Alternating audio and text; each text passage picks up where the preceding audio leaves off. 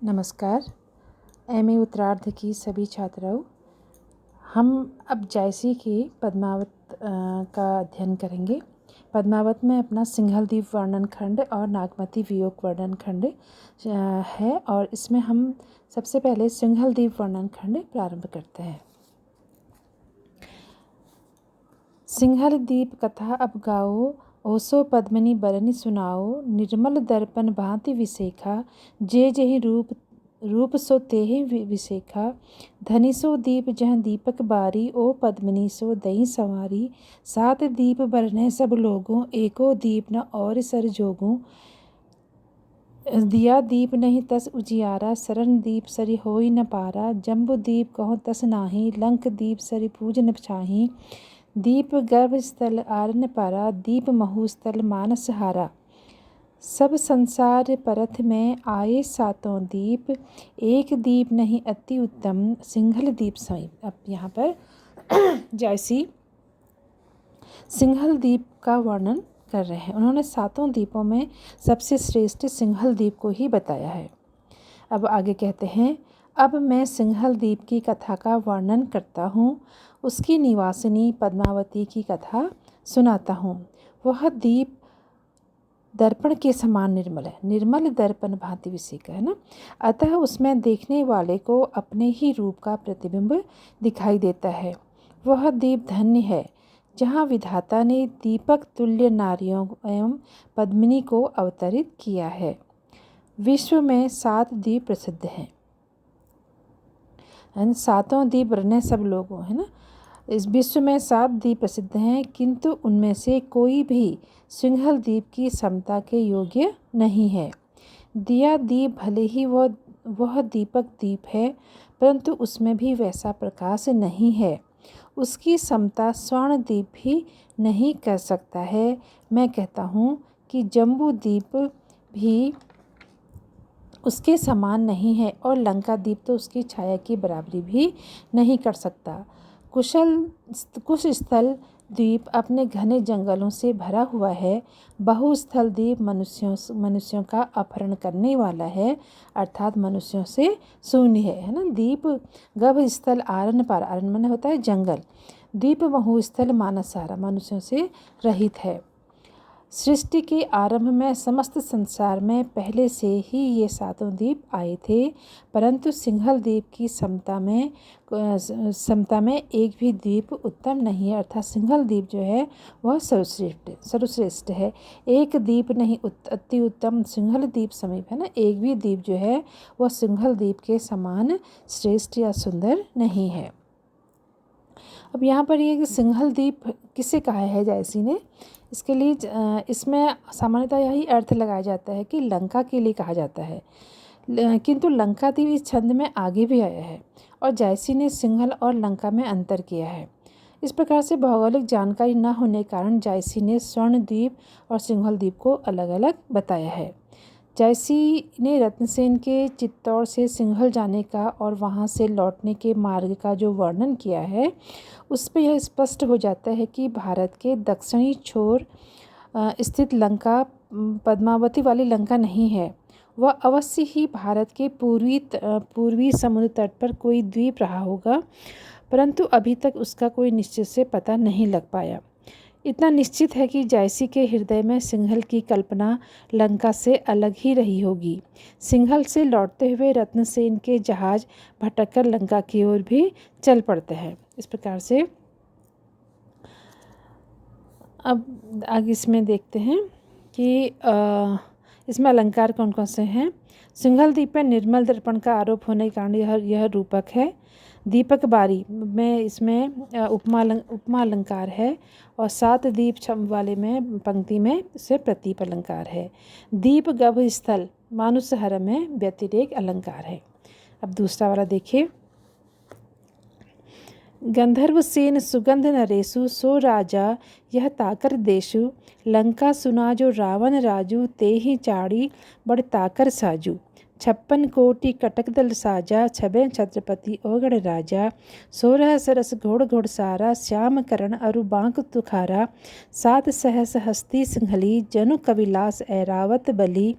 अश्वपतिक सिरमौर कहावे, गजपतिक अंकुश गजनावे। नरपति कह और नरेंदु, भूपतिक जग दूसर इंदु।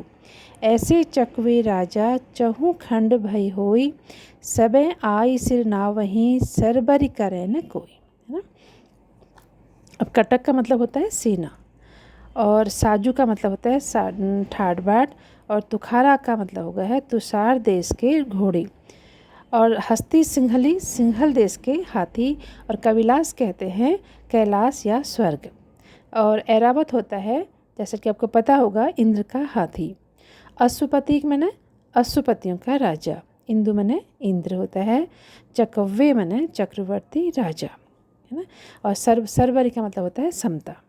अब जैसे यहाँ पर सिंहल द्वीप के राजा गंधर्व सेन के बल वैभव का वर्णन करते हुए कहते हैं, सिंहल द्वीप में गंधर्व सेन नाम के नरेश राजा हैं। सिंहल द्वीप उन्हीं का देश है। सोने की लंका में रावण राजा का राज्य सुना जाता था, परंतु सिंहल द्वीप के राजा गंधर्व सेन का ठाट बाट उनसे भी अधिक बड़ा चढ़ा है ना।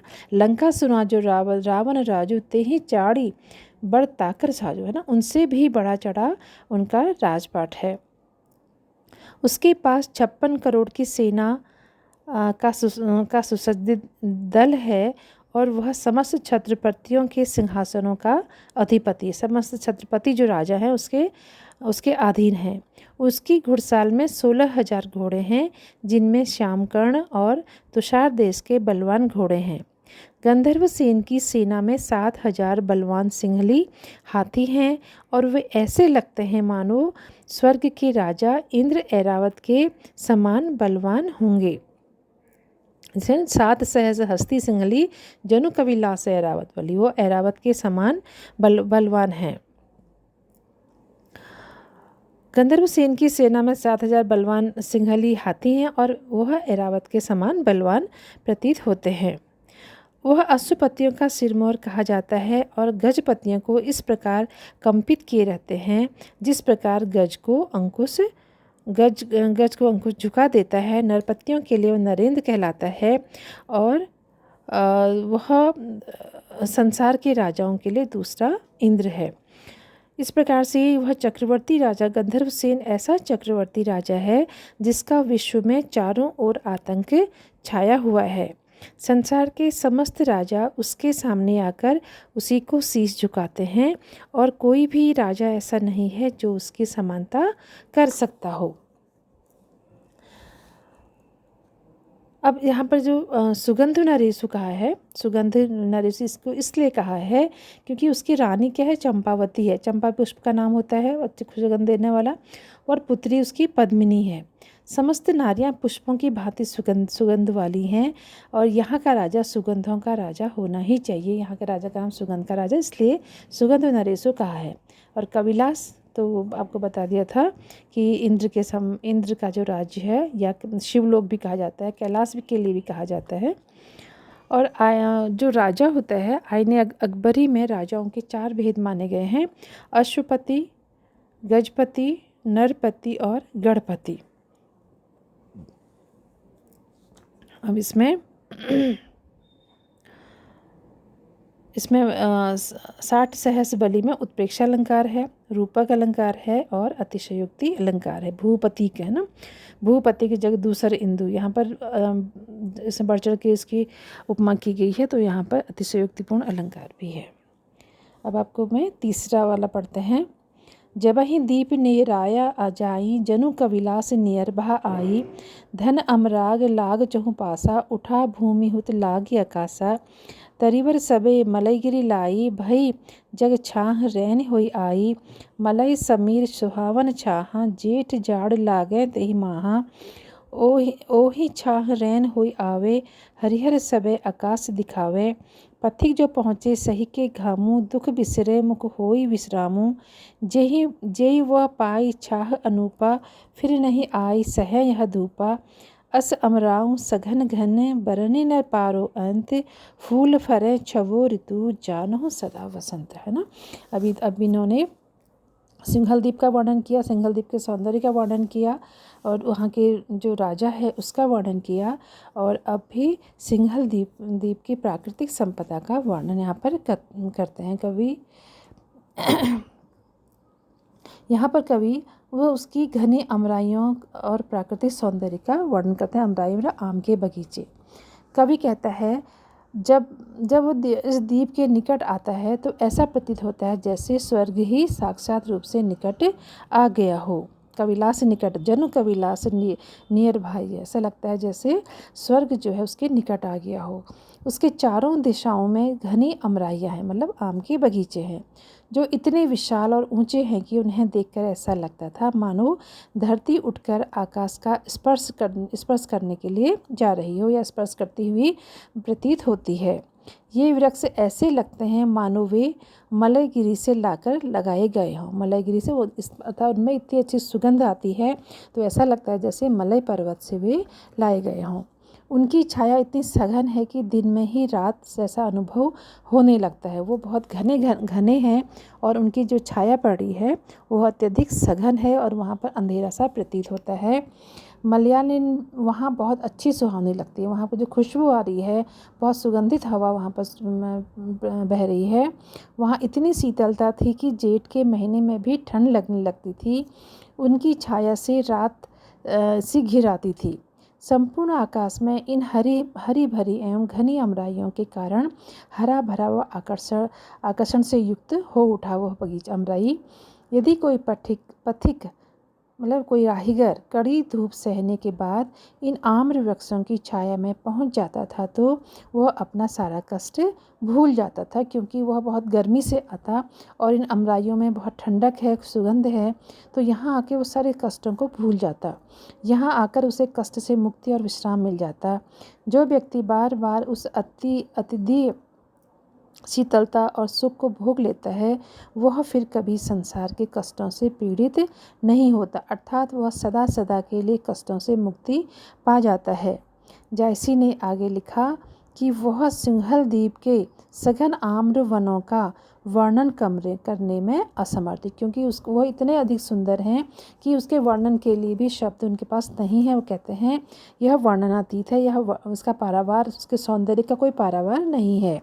इससे अमराई की विशेषता यह है कि यहाँ सदैव बसंत ऋतु बनी रहती है और यहाँ 6 ऋतुओं में यह फलता फूलता है। 6 ऋतुओं में यहाँ पर फल फूल इत्यादि आते रहते हैं। तो इस प्रकार से उस अमराई का सौंदर्य जो है वह अतुलनीय है, अद्वितीय है। अब इसमें इसका एक दूसरा अर्थ भी किया गया है जो मैं आपको बता देती हूँ। सिंघल द्वीप के इसके जो दूसरा अर्थ है उसमें यहाँ पर सिंघल द्वीप एक सहस्त्रार चक्र है। जब साधक सहस्त्रार रूपी सिंघल द्वीप के समीप पहुँच जाता है, कोई साधना करता है ना, साधना के द्वारा वो सहस्त्रार चक्र तक अपने पहुँच जाता है। तो सहस्त्रार चक्र में तो वैसे भी आनंद ही आनंद होता है और उससे वहाँ अनुभव होता है वहाँ ब्रह्मरंध्र के समीप आ गया है। सुषुम्ना अमराई है जो मूलाधार पृथ्वी से उठकर सहस्त्रार तक पहुँचती है। जो सुषुम्ना है वह अमराई के समान मान लीजिए, और जो वह सुषुम्ना जो है वह पृथ्वी से उठकर सहस्त्रार तक पहुँच जाती है। वो आकाश तक यानी स्वर्ग तक पहुँच जाती है। जो स्वर्ग में क्या है, आनंद ही आनंद है। उस सुषुम्ना रूपी अमराई के वृक्षों में उसकी कणिकाएं मलयगिरी की सुरभि से सुरभित हैं। वहाँ पर पहुंचकर साधक को सारा संसार शीतल दिखाई देने लगता है। साधक रूपी पथिक जो सांसारिक तापों से दुखी होकर वहाँ पहुँचता है तो उसके दुख विस्मृत हो जाते हैं और उसे विश्राम की प्राप्ति होती है। जिन व्यक्तियों को ब्रह्मरंध्र की छाया मिल जाती है वो भी इस संसार में आकर नहीं पड़ते हैं। इसलिए इसे कहा कि वो जो पथिक है वो दोबारा से इस संसार में नहीं आना चाहता है। अर्थात इसका मतलब यही है कि सहस्त्रार चक्र में पहुंचने के बाद में वहाँ जो आनंद है उस आनंद की से तुलना नहीं है। तो इसलिए जो साधक है, जो साधक साधना करके सहस्त्रार तक पहुंच जाता है वहाँ आनंद की अनुभूति होती है और फिर उसको ब्रह्मरंध्र की छाया मिल जाती है और फिर वो इस संसार में आना नहीं चाहता है।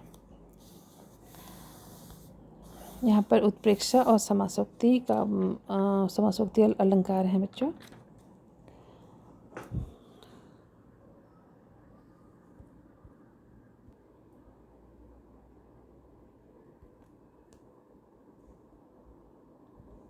मैं डॉक्टर अनीता चौधरी अपनी तृतीय वर्ष की छात्राओं को जयशंकर प्रसाद के बारे में कुछ जानकारी देना चाहूँगी।